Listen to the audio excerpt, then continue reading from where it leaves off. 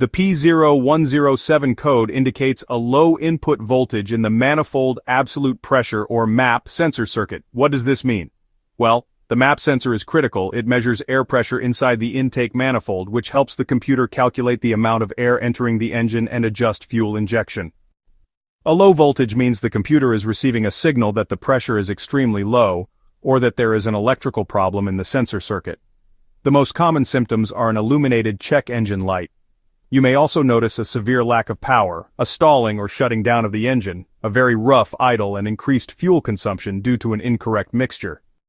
If the P0107 appears, the first thing to do is check the code with an OBD2 scanner. The most common cause is a faulty MAP sensor.